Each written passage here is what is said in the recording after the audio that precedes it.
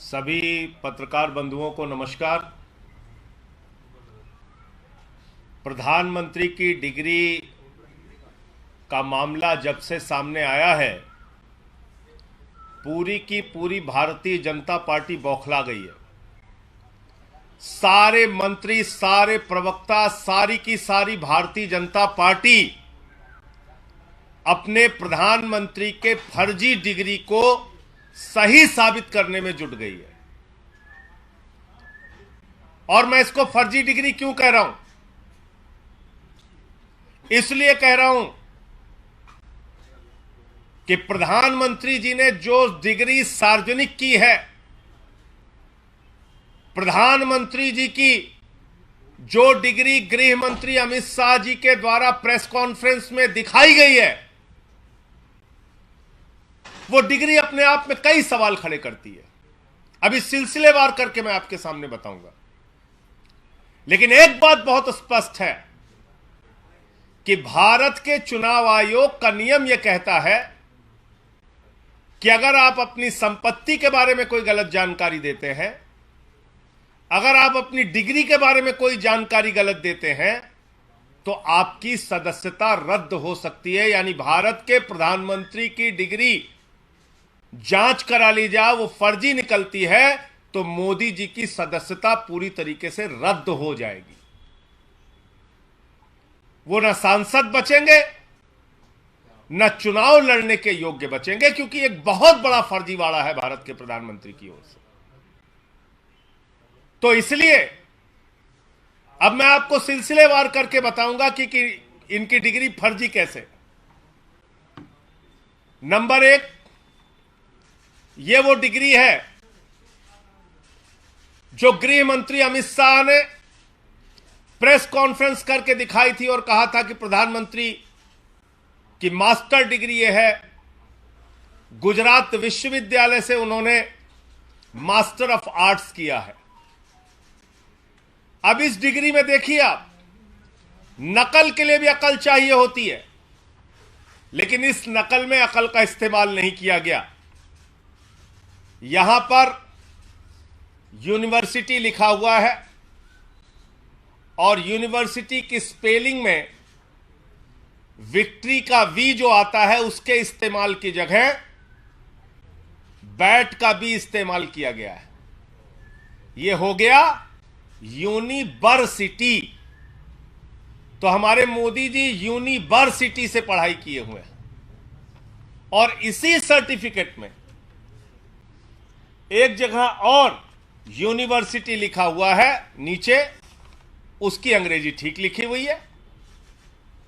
यहां बी आ गया, यहां पे विक्ट्री का वी आ गया। ये देखिए आप, इसी सर्टिफिकेट की बात कर रहा हूं जो गृह मंत्री जी ने दिखाई।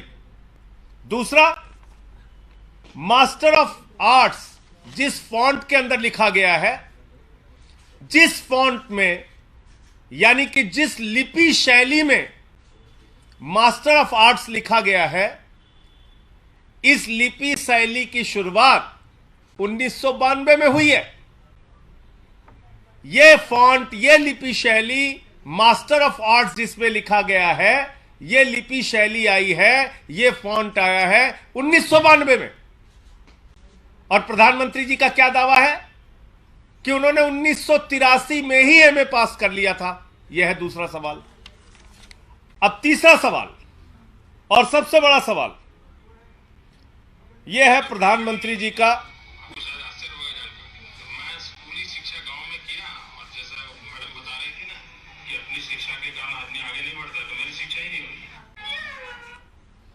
तो ये प्रधानमंत्री जी का वक्तव्य है, मेरा नहीं, माफ कीजिएगा।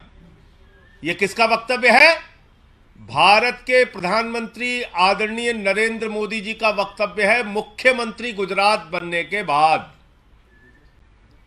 आज मेरा सिर्फ एक सवाल है मीडिया के माध्यम से, और भारतीय जनता पार्टी के किसी भी नेता में अगर साहस और हिम्मत है तो जाकर प्रधानमंत्री जी से इस सवाल का जवाब पूछ के बता दीजिए। सवाल क्या है? 79 में और 78 में अगर बैचलर डिग्री दिल्ली विश्वविद्यालय से प्रधानमंत्री ने कर ली, 1983 में मास्टर ऑफ आर्ट्स की डिग्री गुजरात विश्वविद्यालय से कर ली, अगर आपकी 1989 में बीए की डिग्री हो गई, 1983 में एमए की डिग्री हो गई, तो भैया प्रधानमंत्री जी देश के सामने इस बात का खुलासा कर दीजिए कि फिर 2005-6 के दौरान या मुख्यमंत्री बनने के बाद का ये जब का भी भाषण है, आपने क्यों एक टीचर को संबोधित करते हुए कहा कि आपकी कोई शिक्षा दीक्षा नहीं है, स्कूली शिक्षा के आगे आप नहीं पढ़े। ये तो आपका बयान है, मेरा बयान नहीं है।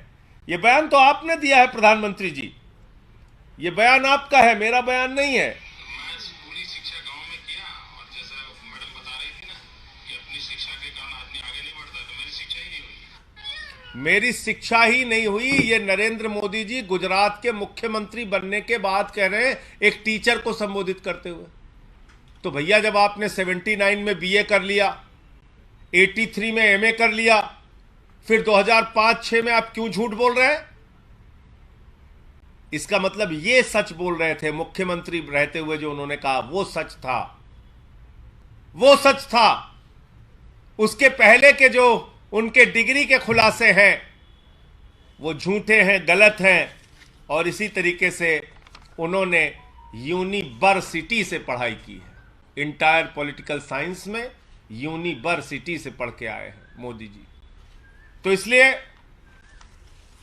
गुजरात हाई कोर्ट का जो फैसला आया वो अपने आप में बड़ा ही चौंकाने वाला है, हास्यास्पद है कि सीआईसी ने ऑर्डर दिया था डिग्री दिखाने के लिए, गुजरात का विश्वविद्यालय गया हाई कोर्ट में कि डिग्री ना दिखाई जाए, और गुजरात के हाई कोर्ट ने जुर्माना कर दिया अरविंद केजरीवाल जी के ऊपर, जिसका कोई लेना देना नहीं। वो गए भी नहीं अपील में। तो इसका मतलब दाल में काला नहीं, पूरी की पूरी दाल काली है। और नकल के लिए भी अकल चाहिए, उस अकल का भी इस्तेमाल यह डिग्री दिखाते समय नहीं किया गया है। और बीजेपी की सारी लीडरशिप और स्वयं प्रधानमंत्री जी जवाब दें कि 79 में अगर आपने बीए किया, 83 में आपने एमए किया, तो 2005-6 में आपने क्यों कहा कि आपने कोई शिक्षा स्कूली शिक्षा के बाद नहीं की है? अर्थात या तो आपकी डिग्री फर्जी है या आपका बयान झूठा है। दो में से एक ही बात हो सकती है। आपका कोई प्रश्न हो आप पूछ सकते हैं।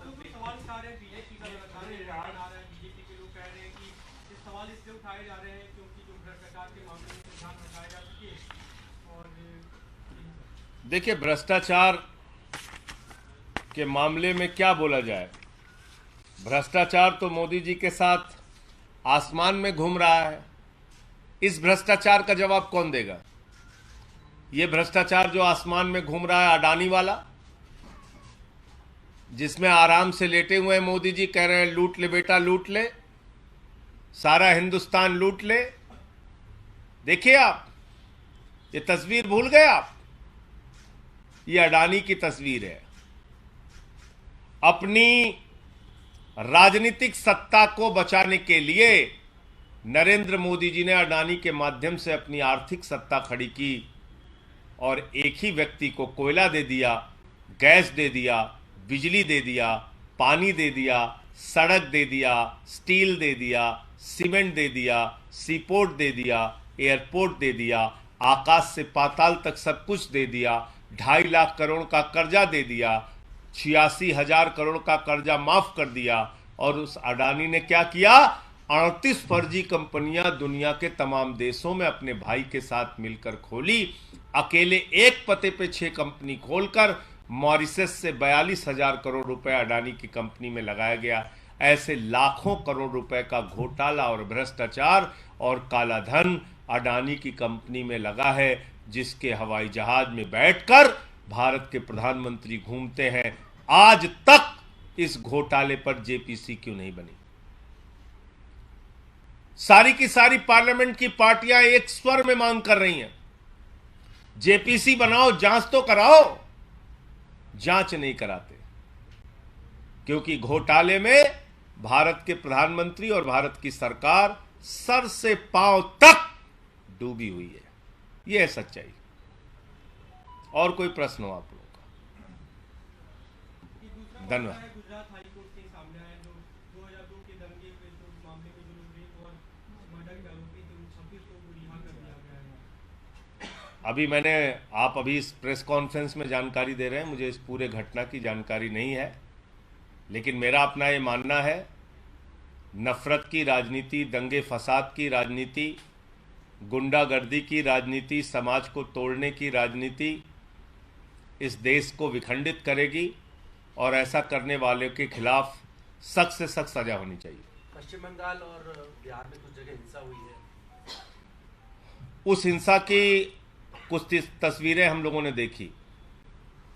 पहली बात तो भगवान श्री राम की मर्यादा के विपरीत, उनका जो जीवन चरित्र था उसके विपरीत जाकर अगर हम रामनवमी के जुलूस में राष्ट्रपिता महात्मा गांधी के हत्यारे गोडसे की फोटो लेके घूमेंगे तो फिर ये बहुत बड़ा सवाल है हमारी व्यवस्था के ऊपर कि आखिर राष्ट्रपिता महात्मा गांधी के हत्यारे की तस्वीर का, गोडसे की तस्वीर का रामनवमी के जुलूस से क्या लेना देना है?